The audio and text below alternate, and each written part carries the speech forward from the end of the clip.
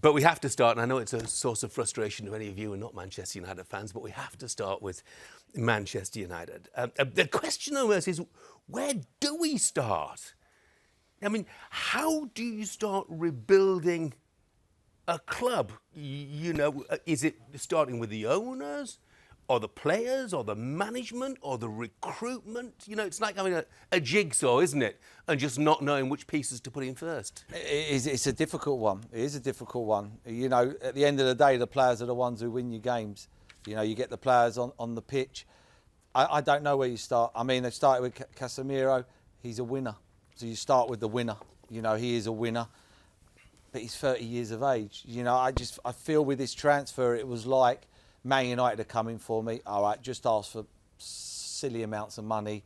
And if they say, yeah, I'll come. And if they don't, there's no loss with me. I just don't get it. You know, he's just won the Champions League. Now he's not going to be playing in the Champions League.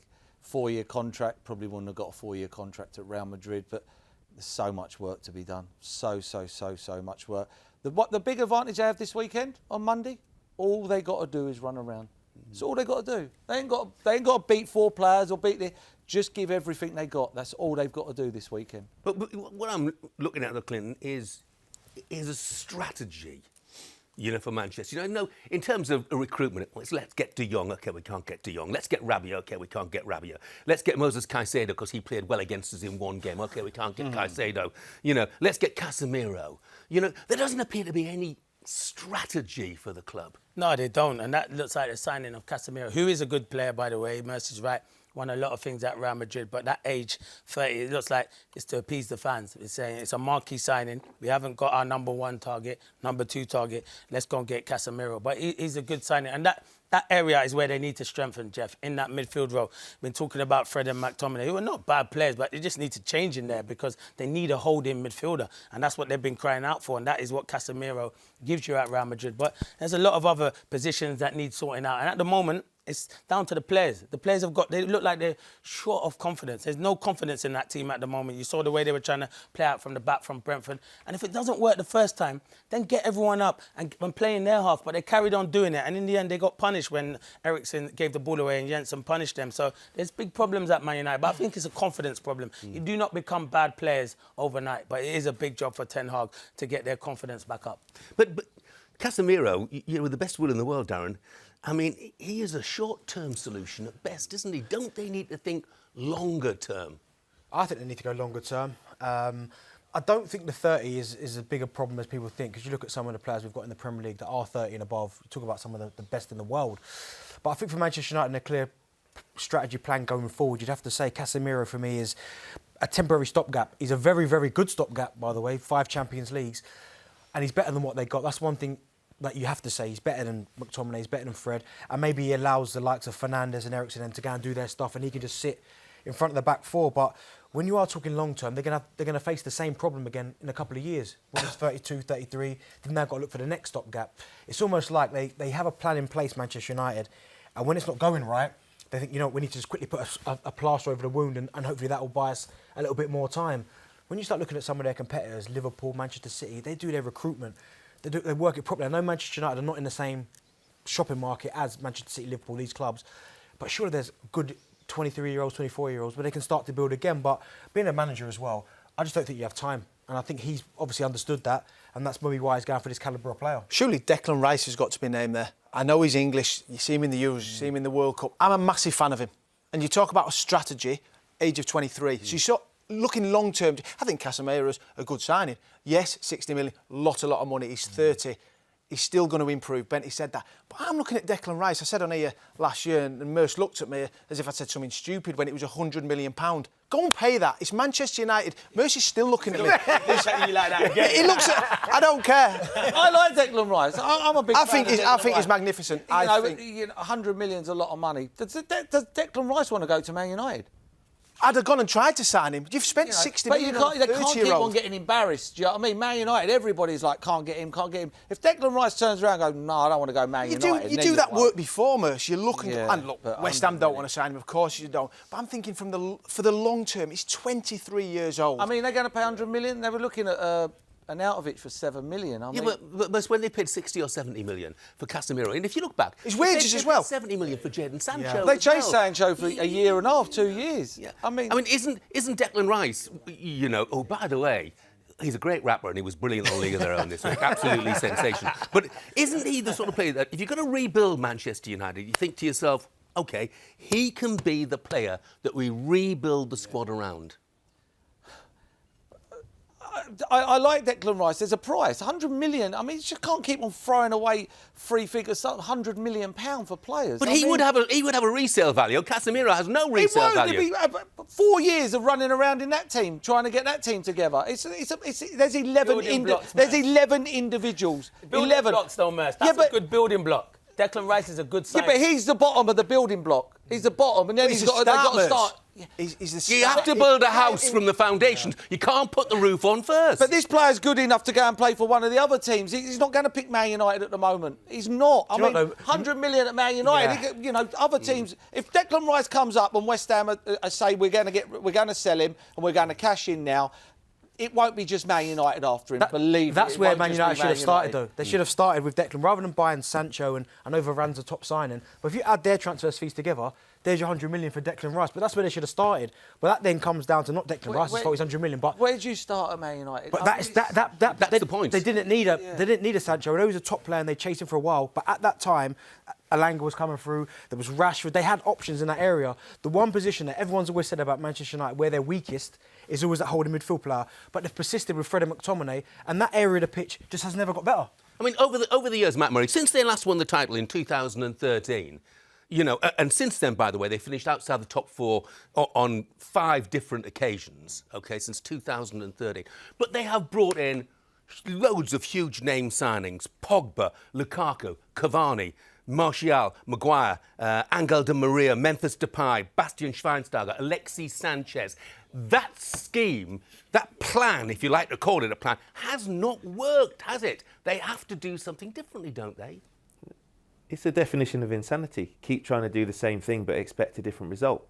If they look at the likes of Manchester City, if they look at Chelsea now, or obviously Liverpool, when Jurgen Klopp came into Liverpool, you knew he was building a project. He recruited players with a certain profile, and that's what you said there. You said all different names. Pogba just walked out on a free. So you have to do your due diligence. What are they like off the pitch? What are they like on the pitch? Or what do you want in certain positions? So then, even if new managers come in, this is how we're going to play. Our club, this is what we do. Even when you're recruiting in the academy, if you're buying top young talent, this is Manchester United. No one could believe that when Sir Alex Ferguson left, it was a bit like Liverpool years and years ago when they didn't win a title for so long. Bet Liverpool fans thought, well, we couldn't do this. And it's the same with Manchester United now. There needs to be a long-term strategy, a certain profile of what they're doing. And I think Declan Rice, something like that, if they could have got him, the ship's probably sailed now. But 100 million, at least you got resale value, top player. But I'd be very, very concerned if I was a Manchester United supporter now, because I just don't see what the strategy is. I just think it's willy-nilly, go for this person, that person. Of course, you might have to pay a bit over the odds because you're not in the Champions League. But and Arsenal now, they're rebuilding, they've backed the managers, a long-term project, and that's what I think Manchester United have to do. As we look at the now, if you like, Merce, there are so many questions, aren't there, over the owners, the players, the people who are involved in the recruitment there. Do you feel the manager's getting away lightly? I know he's only been in for a couple of games, but his use of Eriksen, his decision to play out from the back with players who are maybe not suitable, the signing and playing of Lisandro Martinez, the changes against Brentford, which were absolutely like for like, there was no change of system. Do you think he's getting away lightly? He's getting used to it. He's getting used to the Premier League. He's come into a league where he's been manager at Ajax and dominated football matches from the word go. He's brought in a 5'9" centre-half who, he's playing at Ajax where they just dominate football matches. No one has a go at them, probably maybe PSV or a Feyenoord on their day. Here, if it was this time next year and they didn't get in the top 4 and the second game in they lose 4-0 at Brentford, he's not in a job Sunday morning.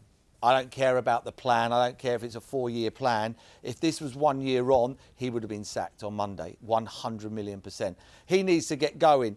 But at the same time, these players have got to run around. They've just got to run around. That's all they got to do. You see the stats. I'm not a great lover of stats. I don't really like how many sprints they do and all that, because the ball moves quicker than everybody else. So that doesn't really come in for it.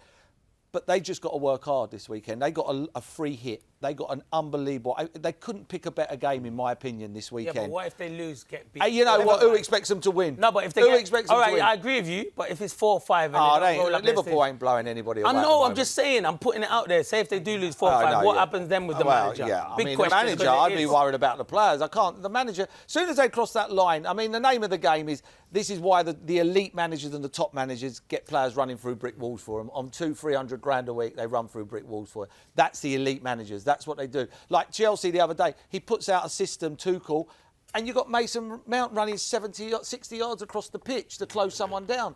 That's all. That's what they do. They are lower than a snake's belly, though, Manchester United. Oh, yeah, they can walk One under goal a snake goes with in, a you top hat see, on. it was one mistake. De Gea made an absolute disaster. That's not the other 10. That happens, no problem. You react to that. They didn't react. They broke one goal chases, the whole mentality, the mindset. And I know you said there, Liverpool... I can see that happening again. What if they score early? We'll talk about the game. We'll talk about the game a bit later on, I think. But this is more about the club. And I'll tell you what, Darren, you look back at last week. I know they are different beasts, but you can't help but compare and contrast the way Brentford are run in terms of they know the sort of players they want. They identify them. They sign them. Eventually, they sell them on. The management is in constant contact with the owner. They have a clear strategy. And they stick to it. It's everything that Manchester United are not. 100%, because when you look at the Brentford, they look like they've got no bad eggs in their squad either. So clearly they look at their personality and their character. And as Mercer was saying there about players running around, Brentford, every single one of them individuals knows their jobs. And not only that, Thomas Frank, for me, is a top quality coach. He's obviously looked at Manchester United system. He's looked at the centre-half Martinez, who's a good player. But when you've got the likes of Ivan Toney and Brian Bremo, they must have known what was coming. You can go a little bit more direct. It's not even got to be intricate plays. You just go a bit more direct. You bully them back in, and that's exactly what they did. And you could tell in the first 15 minutes, I'd say, that Manchester United knew that they weren't going to win this game. But the thing is, when you speak to certain Manchester United fans, if you was to say, say for instance, Ivan Toney, who's a fantastic centre forward, he'd be perfect for the Manchester United way. They kind of turn their noses up at that. But the fans can't pick the players. I know they can't, but this is the problem. They went for Arnautovic for £7 million. There was an uproar with the Man United fans. Arnautovic, he's all right, Arnautovic. I like Arnautovic. He'll come in, he's got that arrogance about him. But they put it out there and it's like, oh, no, we can't be buying Arnautovic £7 million. Why? I said Cody last week, there was mayhem. Cody would walk into that team as in the middle of a back three. They need to play three at the back. That's where you start. The defenders are not good enough. Martinez, 5'9". Maguire, not moving at the moment. Can't play in a four. Lindelof. I know Lindelof every now and then, good game. Varane. If you're just hoping that Casemiro don't come and do a Varane. Yeah. Do you know what I mean? Yeah. And you look and you think, wow. So for me, they've got to play three at the back. I know people have pride and they go, this is the way I'm playing. This manager's going to be under pressure. They haven't got good defenders. They're all looking after themselves at the moment. Nobody's playing for each other.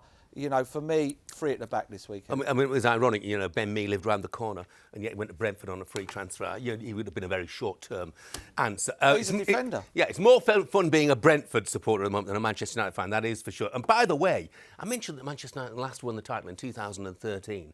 Brentford were a League One club then, and they drew home and away with Hartlepool. How times have changed. Who for Hartlepool or Brentford? Yeah, well, for both, actually.